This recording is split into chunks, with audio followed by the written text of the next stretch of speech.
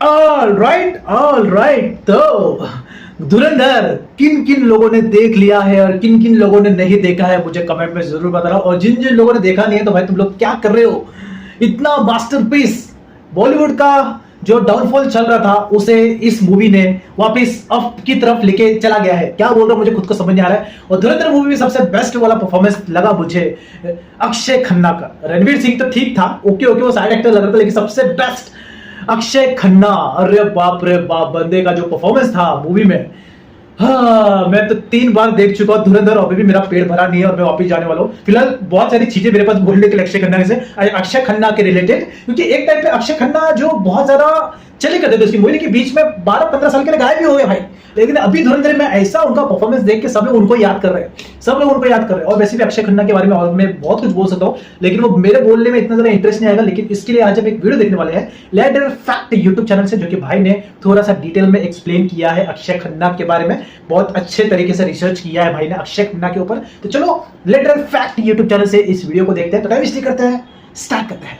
3, 2, 1 start. Akshay Khanna is the right person to go to Hollywood, क्योंकि वो उसकी परफॉर्मेंसेस जो होती है mind blowing. Akshay Khanna, truly one of my favorite actors. One person I'd like to do jasusi on, it would be Akshay Khanna. I want to know where he's disappeared. Rahman डकैत की दी हुई मौत बड़ी कसाई।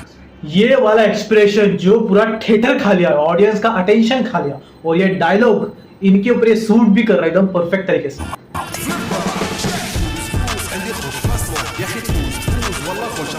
Indian cinema का एक ऐसा actor जिसने अपने पूरे करियर में 17 फ्लॉप फिल्में दी, और आज जहां स्टार्स 6 महीने के लिए गायब क्या हो जाए सब उन्हें इररिलेवेंट बोलने लगते हैं। ये बंदा 5 साल के लिए इंडस्ट्री से ऐसे गायब हुआ जैसे पैसे उधार लेके भागा आपका दोस्त। मतलब no paparazzi, no social media presence, nothing. जिस एक्टर को एसआरके से लेकर करीना, विद्या बालन, बड़े बड़े दूसरे सुपरस्टार्स ने अप्रिशिएट किया, उसे बॉलीवुड नहीं हॉलीवुड के लायक बताया। Akshay Khanna is the right person to go to Hollywood, क्योंकि उसकी परफॉर्मेंसेस जो होती है mind blowing. From Himalaya Putra onwards, whenever I've seen him as an actor, and which is seldom, too less, like Karan says, or maybe that is what is beautiful, that he comes once in a way, and when he comes, he really creates something unfathomable as an actor. I really appreciate your acting here, and this is honest truth.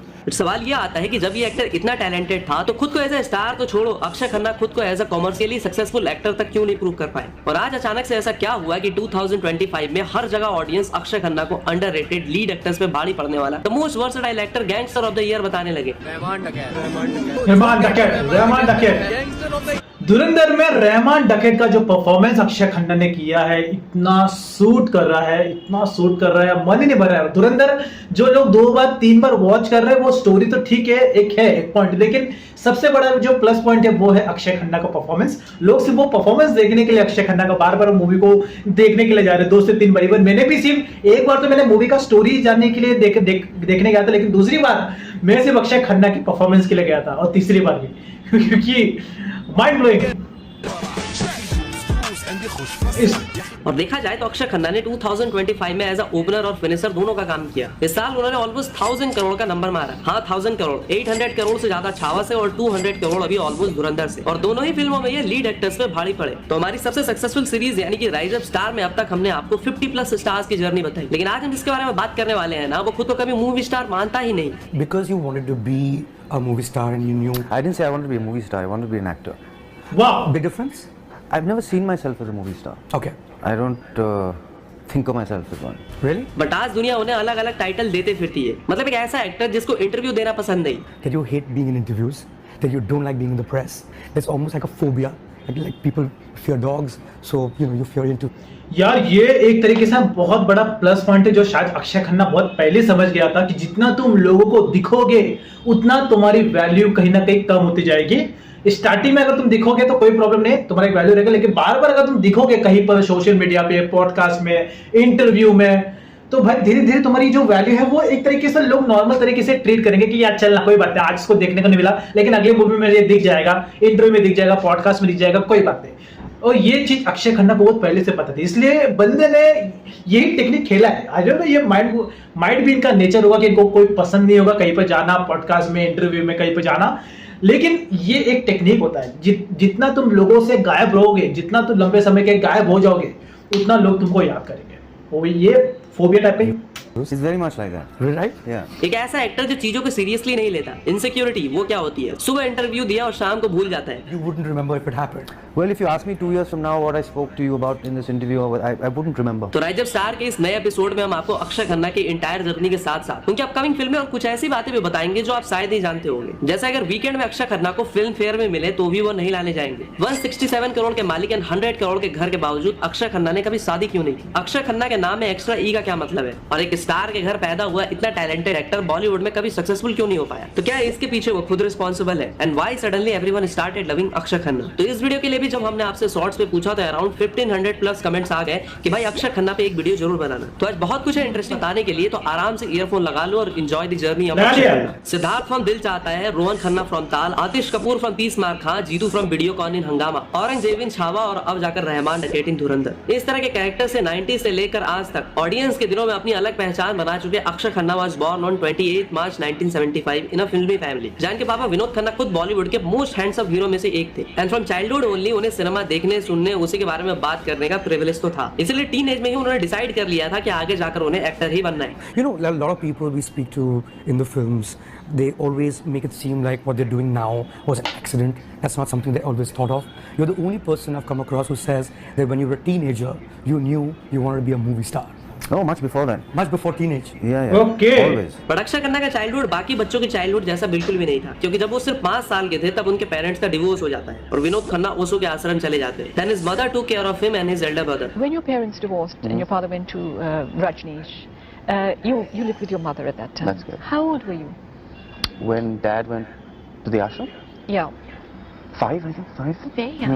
Akshay Khanna से जब भी पूछा गया कि आप actor क्यों बने तो उन्होंने कहा कि मैं कुछ और कर ही नहीं सकता था, पढ़ाई लिखाई में शुरू से ही कुछ खास इंटरेस्ट तो उन्हें था नहीं, तो फर्स्ट ईयर कॉलेज भी ड्रॉप आउट जानबूझकर किया और फिल्म में आने की सोची। बट जब पेरेंट्स से बात की तो सबसे ज्यादा नाराज पापा विनोद खन्ना ही हुए। उन्होंने उनके इस डिसीजन से साफ साफ नाराजगी जताई, क्योंकि विनोद खन्ना चाहते थे कि उनका बेटा कुछ स्टेबल करियर ऑप्शन चूज करे, एक्टर बिल्कुल ना बने। एक्चुअली विनोद खन्ना खुद एक रिनाउंड एक्टर थे and he didn't want his son to follow the same path due to the challenges and unpredictability of the film industry. But Akshay की जिद की वजह से विनोद खन्ना को खुद मैदान में उतरना पड़ा और उन्होंने ही अक्षय का डेब्यू भी प्लान किया। 1997 में आई फिल्म हिमालय पुत्र को खुद उन्होंने प्रोड्यूस भी किया। पंकज प्रासर जैसे डायरेक्टर को चूज किया गया। खुद उस फिल्म में अक्षय खन्ना के साथ विनोद खन्ना ने एक्टिंग भी की, लेकिन इस सब का फिल्म का कुछ खास फायदा नहीं हुआ और फिल्म बॉक्स ऑफिस पे फ्लॉप हो गई। हाँ, लेकिन इस फिल्म से 2 बहुत बड़ी चीजें हुई। पहली तो ये कि अक्षय खन्ना को screen award for best male debut का अवार्ड मिला। दूसरी बात ये हुई कि विनोद खन्ना को यकीन हो गया कि उनका बेटा एक्टिंग में करियर परस्यू कर सकता है and he is an good actor. Person who promoted me or anything like that.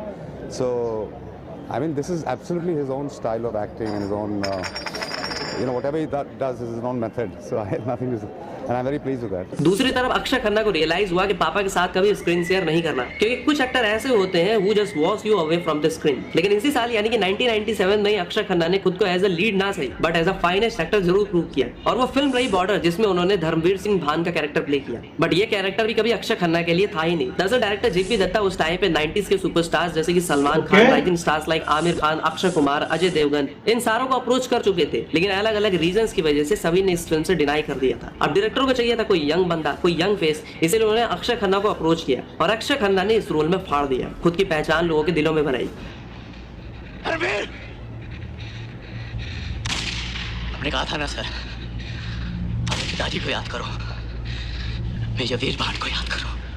वो आ गए हैं सर, मेरे पिताजी लेने आ गए। जो क्रिटिक्स हिमालय पुत्र में अक्षय खन्ना को यूजलेस बता रहे थे, बॉर्डर के बाद उनका मूवी बंद हो गया। बॉर्डर जो कि 1971 की इंडो पाक वॉर पे बेस्ड फिल्म थी, इस फिल्म में दुनिया भर के कास्ट होने के बावजूद अक्षय खन्ना अपनी अलग पहचान बनाने में सक्सेसफुल साबित होते, इसलिए उन्हें इस फिल्म के लिए बेस्ट मेल डेब्यू का फिल्म फेयर अवार्ड भी मिलता है। अब सपोर्टिंग एक्टर तो अक्षय खन्ना खुद को प्रूव कर चुके होते हैं, बट एज अ लीड वो खुद को प्रूव नहीं कर पा रहे होते। 1997 से 1999 तक उनकी 4 और बड़ी फिल्में आती हैं, जैसे कि मोहब्बत, प्रियदर्शन डायरेक्टेड रोम कॉम डोली सजा के रखना, अब लौट चले, लावारिस एक्सेट्रा। लेकिन ये वो फिल्में होती हैं जो बॉक्स ऑफिस पे फ्लॉप साबित हो जाती है। बट अक्षय खन्ना को कन्वेंशनल लुक से हट के कुछ अलग करने के लिए अप्रिसिएशन जरूर मिलता है और 1999 में अक्षय खन्ना के हाथ लगती है फिल्म ताल, जिस फिल्म में उनके अगेंस्ट होती है ऐश्वर्या राय, एक वेल्दी इंडस्ट्रियलिस्ट का बेटा जो कि एक फोक सिंगर की बेटी के प्यार में गिर जाता है। इस फिल्म में अनिल कपूर, अमरीश पुरी, आलोक नाथ जैसे भी कास्ट होते हैं और सुबाइस गई की ये फिल्म 23 करोड़ इंडिया नेट में कमाती है और total world wide collection 51 crore रहता है। And this was the first Indian film to enter Variety's top 20 box office list in the US. Sound track compose by A R Rahman आज तक का one of the most popular sound track रहता है, जैसे कि इश्क बिना कहीं आग लगे लग जाए, रमता जोगी और ताल से ताल। ताल मिला मुझे आज भी याद है कि जब मैं सिर्फ 4-5 साल का रहा होऊंगा तो ये गाना तब डीडी नेशनल पे संडे को एक शो आता था रंगोली, उसमें यह गाना सुबह सुबह आया करता था। दरअसल सुभाष घई कभी भी ताल में अक्षय खन्ना को कास्ट ही नहीं करना चाहते थे, क्योंकि उन्हें एक प्रॉपर स्टार वाली फिल्म बनानी थी, और उस टाइम पे अक्षय खन्ना कोई बहुत बड़े स्टार तो थे नहीं। दूसरी एक और बात ये थी कि अक्षय खन्ना के लिए मार्केट में ऐसी हवा थी कि इस बंदे को तो ठीक से हिंदी ही नहीं आती, तो ये हिंदी फिल्मों में काम कैसे करेगा। एक्चुअली अक्षय खन्ना को अपने करियर की शुरुआत में हिंदी बोलने या लिखने में चैलेंजेस होते थे, लेकिन ये बात उनके इंटरव्यू और मीडिया कवरेज में उन्होंने बार बार मेंशन किया है कि हाँ, पहले वो इंग्लिश मीडियम स्कूल में पढ़ते थे और उनका बैकग्राउंड भी ज्यादातर इंग्लिश ओरिएंटेड ही था, इसलिए हिंदी बोलने में उन्हें थोड़ा समय तो लगा, लेकिन बाद में उन्होंने अपनी एक्टिंग स्किल्स के जरिए हिंदी को मास्टर किया और बॉलीवुड में सक्सेसफुल करियर भी बनाया। हाँ, तो फिर 2001 में अक्षय खन्ना 3 तिकड़ी वाली फिल्म लेके आते हैं दिल चाहता है, जो कि फरहान अख्तर की as a writer and director debut film होती है। फिल्म में आमिर साहब भी उनके साथ होते हैं। ये फिल्म बॉक्स ऑफिस पे भले ही बहुत बड़ा छाप ना छोड़ पाई हो, लेकिन ऑडियंस के दिलों में जरूर छाप छोड़ के जाती है। Fresh story telling, realistic portrayal of city youth, friendship, love and personal growth, इन चीजों को ये फिल्म इस तरह से दिखाती है कि ये मेन स्ट्रीम बॉलीवुड के मेलोड्रामा से हट के रिलेटेबल डे टू डे कहानी वाली फिल्म लगती है। और इस फिल्म का वो सीन जहाँ तीनों दोस्त गोवा में बैठ के फ्यूचर की बात करते हैं, वो कुछ ज्यादा ही सच कह देते हैं, और मैं तो कहूंगा कि आज भी ये सीन उतना ही पॉपुलर है जितना 2001 में था। और अक्षय खन्ना के expressions and character and situation की कॉम्प्लेक्सिटी को देखते हुए एकदम नेचुरल एक्टिंग करना, दैट वाज समथिंग ब्रिलियंट। ये सब क्यों कह रहा है मेरी समझ में नहीं आ रहा। हम सब दोस्त हैं सिर्फ जिंदगी भर के लिए। ऑफ कोर्स हैं, लेकिन किसकी जिंदगी किसे कहां ले जाती है क्या पता। बिल्कुल सही बात है। कभी सोचा है कि शायद हर साल यहाँ ना तो एक तरफ 10 साल में एक बार भी मिलना मुश्किल। और इसी फिल्म के एक सीन में अक्षय खन्ना ने आमिर को सच में कूट दिया था। एक जगह आपने आंखें उसमें ना रोकी है जब आपको अक्षय खन्ना स्लैप करते हैं। हाँ। वो इतना ब्यूटीफुल किया आपने भाई, इतना वो सिर्फ आंखों से। अरे 10 दफा मार चुका था, क्या करता है। फिर से मेरे को सच में कूट दिया था। एक जगह आपने आंखें उसमें ना रोकी है जब आपको अक्षय खन्ना स्लैप करते हैं। वो इतना ब्यूटीफुल किया आपने भाई, इतना वो सिर्फ आंखों से। अरे 10 दफा मार चुका था, क्या करता मैं।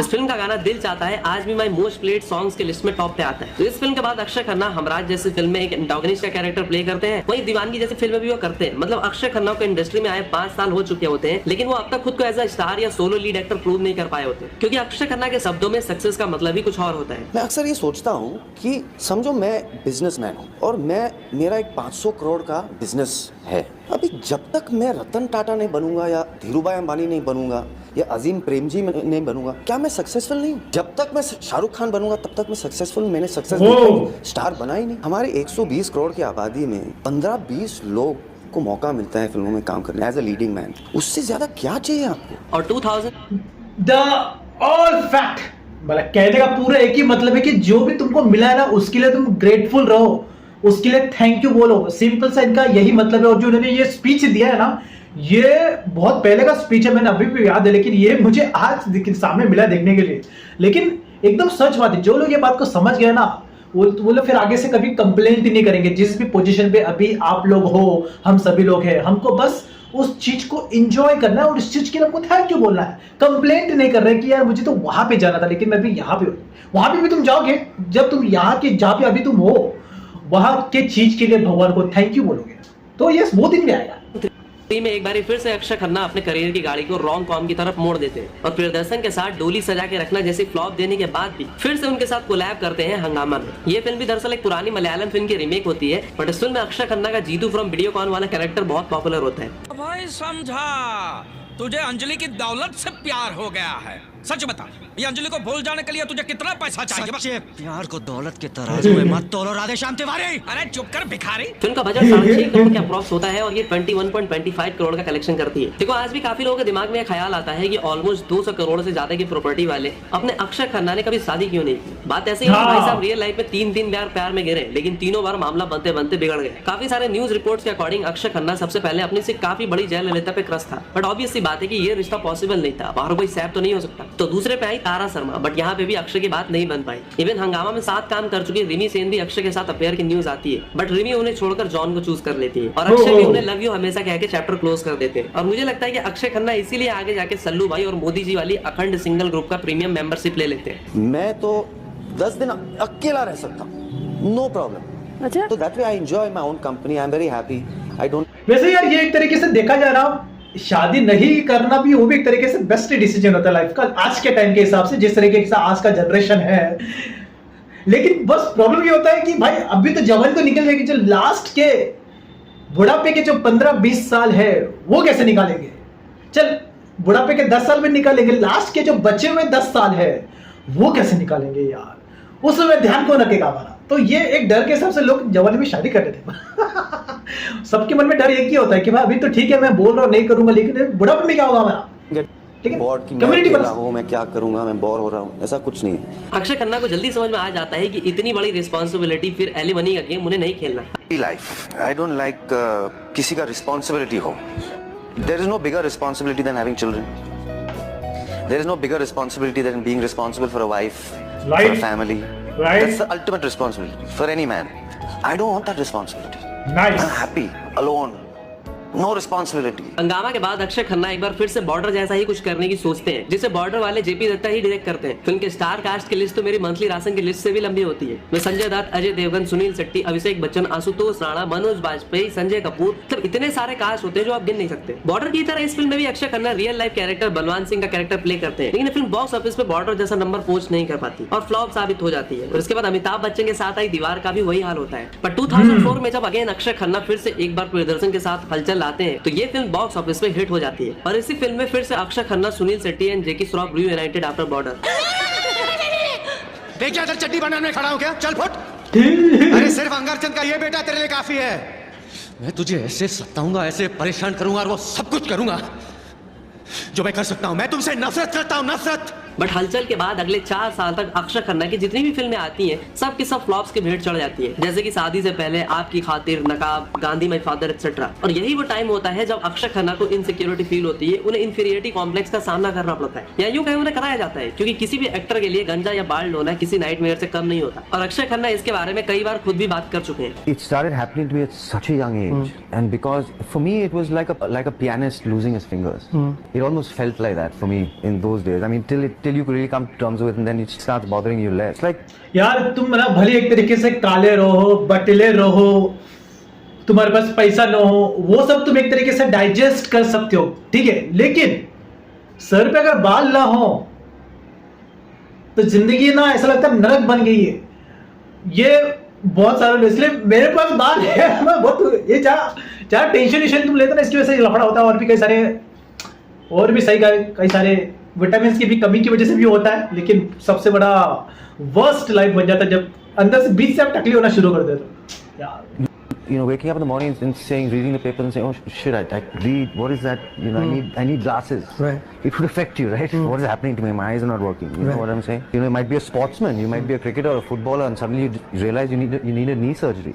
So it's heartbreaking, right? You might lose a year or 2 years of your career. Right. So as I said, it's like a pianist losing his fingers. So because the way you look as an actor is very important, especially this part. I mean, this is still, you can cover it up or whatever. You can, at 19, 20, it's devastating. It's heartbreaking, and it can mentally like kill you. It's like anything else. But मुझे लगता है कि सिर्फ गंजा या टकला हो जाना सिर्फ अक्षय खन्ना के फ्लॉप से उनके बॉलीवुड से गायब हो जाने का असली रीजन नहीं है, बल्कि रियल रीजन कुछ और ही है। क्योंकि बॉलीवुड में जितने भी सुपरस्टार्स हैं, जैसे कि सलमान खान, उनके दोस्त विवेक, संजय दत्त, अक्षय कुमार, रणवीर कपूर, अमिताभ बच्चन, एसआर के सब टकले हैं, या इन्होंने पैच लगाया है या ट्रांसप्लांट कराया है। देखो, मुझे लगता है कि अक्षय खन्ना जिस तरह के एक्टर है, उन्हें उस तरह की फिल्में कभी बॉलीवुड में ऑफर ही नहीं की। इवन जो एक मेथड एक्टर टाइप रोल मिल भी सकता था, वो रोल भी मिलने से पहले ही दुश्मन न करे दोस्त ने वो काम कर दिया। यानी कि आमिर खान गए अक्षय के लिए फिल्म सुनने के लिए और फिल्म खुद ही कर डाली। उन्होंने मुझे कहा था मुझे अक्षय खन्ना को एक चीज नरेट करनी है, तो मैंने कहा भाई क्या नरेट करनी है, अक्षय दोस्त है मेरा, मैं उसको रेकमेंड करूंगा, तो ऐसा नहीं हो कि एक दफा मैं सुन लेता हूँ,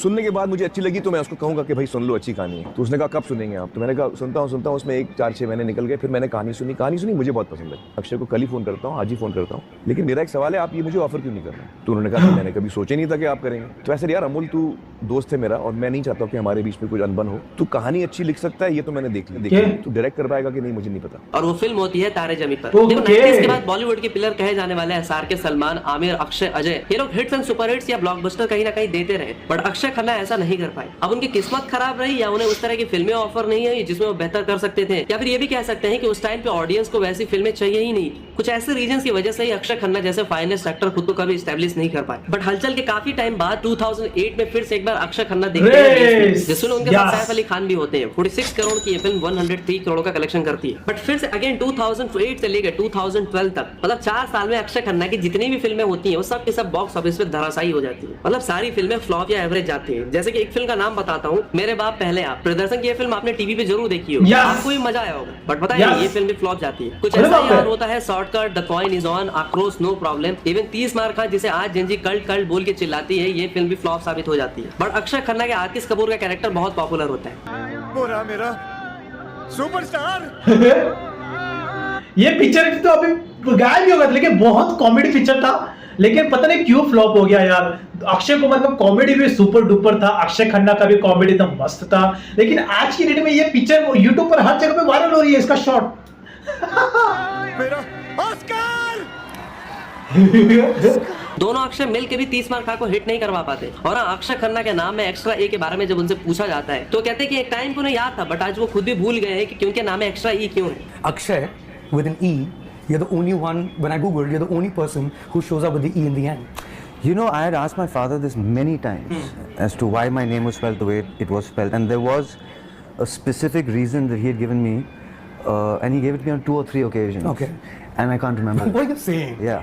So my mom's gone as well, my dad's gone as well, so I really don't know who else to ask right So now. the mystery around your name still persists. But there was a very logical. 30 मार खा के बाद 2012 में गली गली चोर है देने के बाद अक्षय खन्ना इतनी सारी फ्लॉप से परेशान होकर 5 साल के लिए बिल्कुल गायब से हो जाते हैं और किसी को समझ नहीं आता कि वो कहाँ गए। Besides Mr. Bachchan, if there's one person I'd like to do jasusi on, it would be Akshay Khanna. I want to know where he's disappeared. Don't you think? No, absolutely. Such a good actor. He's a very good actor. And he's just disappeared. But 2016 में Akshay Khanna comeback करते हैं film डिसूम से। एक underrated role के बावजूद अक्षय खन्ना अपनी performance से सबका दिल जीत। मुझे तो अक्षय खन्ना ये जो जॉनी ब्रैम का मूवी आया था, जॉनी ब्रैम, और उसमें वरुण धवन दृश्यम पिक्चर में, उसमें जो ये अक्षय खन्ना का जो परफॉर्मेंस था, उसी दिन से मुझे बड़ा पसंद आ गया था। हलचल मूवी तो पसंद आया था, उसके बाद तो जब फ्लॉप ही हुई थी कई सारी मूवी, तो उसके बाद से मेरा इंटरेस्ट खत्म हो गया था। लेकिन जब दूसरी मूवी आया था उसके बाद से इंटरेस्ट मेरा और बढ़ गया था, और उसके बाद तो गायब हो गया पूरी तरीके से। दूसरी मूवी में आखिरी बार दिखे, फिर उसके बाद डायरेक्टली वो किस में दिखे, दृश्यम में दिखे उसके बाद। फिर 2017 में आई मॉम में श्रीदेवी के साथ काम करने के बाद मर्डर मिस्ट्री इत्तेफाक में भी काम करते हैं। बट अक्षय खन्ना अपनी खोई हुई पहचान पाते हैं 2019 में आई फिल्म सेक्शन 375 से। डिफेंस लॉयर के कैरेक्टर के वो इस तरह से बखूबी निभाते हैं कि उन्हें film fair critics award for best actor का अवार्ड भी मिलता है। क्रिटिक्स इस फिल्म में अक्षय खन्ना के कसीदे पढ़ते नहीं थकते। इसके बाद Sab Kushal Mangal, state of siege, temple attack, Hungama 2, love you हमेशा जैसी फिल्मों से भी सालों से अक्षय खन्ना को भूल चुकी मास ऑडियंस का ध्यान तब जाता है जब वो दृश्यम 2 जैसी फिल्म करते हैं। अक्षय खन्ना का परफॉर्मेंस कहीं ना कहीं अजय देवगन पे भी भारी पड़ता है। केस पढ़ने से पहले मैं इंसान को पढ़ता हूँ। Vijay Salgaonkar is a smart man.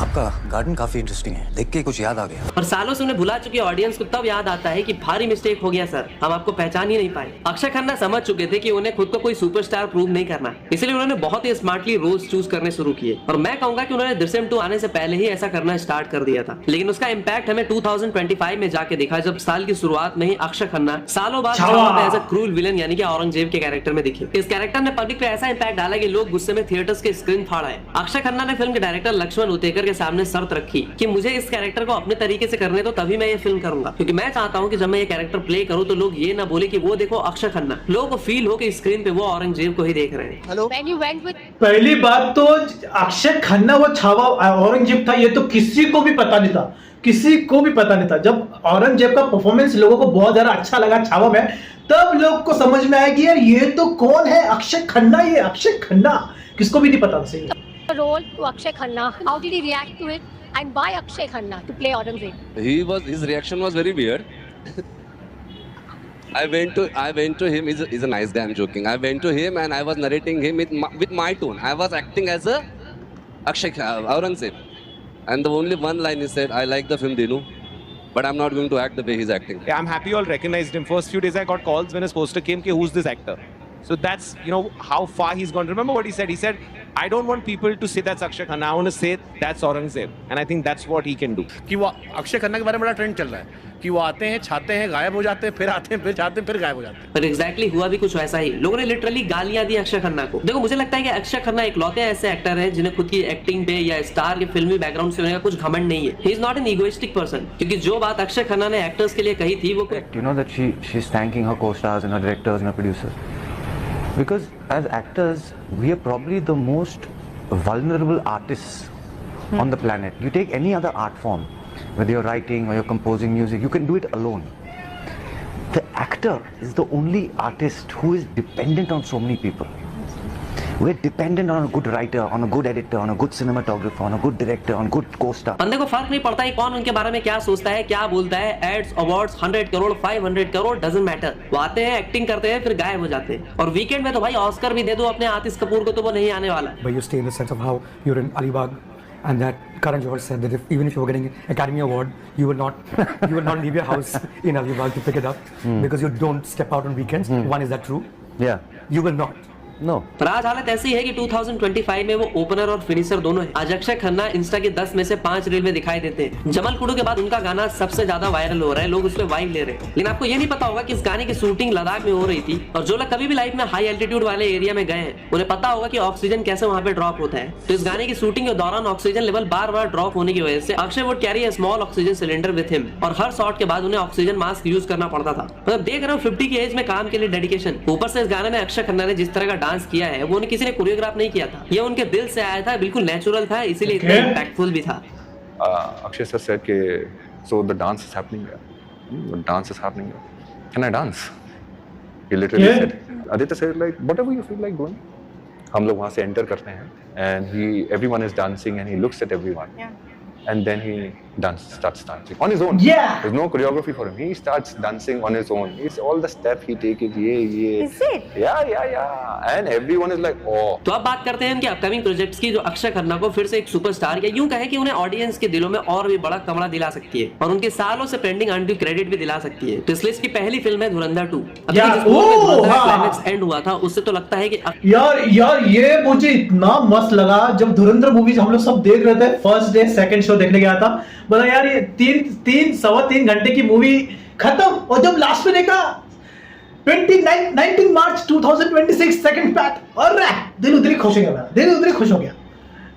यार नेक्स्ट पार्ट में कोई रोल नहीं होगा, बट फिर भी अगर कहानी बीच में कहीं फ्लैशबैक में जाती है तो जरूर फिर से हमें अपने असली धुरंधर यानी कि रहमान के कैरेक्टर में अक्षय खन्ना देख सकते हैं। अब इसका खुलासा तो 19 मार्च 2026 को ही होगा। दूसरे पर है दृश्यम 3। पहले पार्ट में आईजी कैरेक्टर में जो काम अक्षय खन्ना ने किया था, अब मुझे लगता है कि दृश्यम पार्ट 3 बिना अक्षय खन्ना के इमेजिन भी किया जा सकता है। फिर से एक बार अपने अजय देवगन और अक्षय खन्ना का फेस ऑफ हमें देखने को मिलने वाला ही है। फिल्म कब तक आएगी थोड़ा कहना मुश्किल। नंबर 3 पे है सनी देओल और अक्षय खन्ना की एक फिल्म। अब देखो अपडेट ऐसी है कि बॉर्डर के 27 ईयर्स के बाद आज फिर से सनी देओल और अक्षय खन्ना नेटफ्लिक्स पे एक फिल्म करने वाले हैं। लेकिन उनकी अपकमिंग फिल्मों में जो सबसे मच अवेटेड फिल्म है वो है प्रशांत वर्मा सिनेमैटिक यूनिवर्स की महाकाली। इस फिल्म में दैत्य गुरु शुक्राचार्य कैरेक्टर में अक्षय खन्ना का एक लुक काफी वायरल हो रहा था। मतलब क्या ही भौकाली टाइप लुक था वो। मतलब देख रहे हो अब अक्षय खन्ना की डिमांड आज सिर्फ बॉलीवुड तक सीमित नहीं है, साउथ में भी लोग उनको उतना ही पसंद कर रहे हैं। इसके अलावा एक स्पाई थ्रिलर फिल्म भी उनकी तुनीर में है और कुछ अनअनाउंस्ड प्रोजेक्ट भी। तो भाई ये थी एक ऐसे एक्टर की कहानी जिसे अपना पोटेंशियल लाइफ के सेकंड इनिंग में तो the mysterious man the Akshay Khanna का अपने पूरा डिटेल पूरा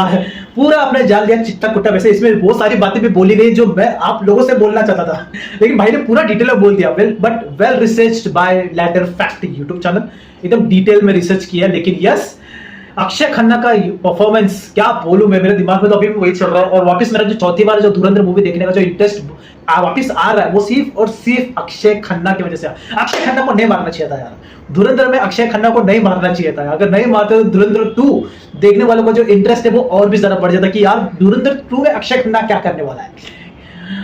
बट यस अगर वापस अक्षय खन्ना को लोग देखना चाहेंगे तो धुरंधर 2 में उसका जो रहमान डकैत है उसका फ्लैशबैक वाला सीन देखने को मिल सकता है, जैसे कि भाई ने ऑलरेडी कहा है। और यस ऐसा हो तो और भी ज्यादा मजा आ जाएगा, और भी ज्यादा मजा आएगा। चलो कोई बात नहीं, लेकिन मस्त मजा आ गया यार।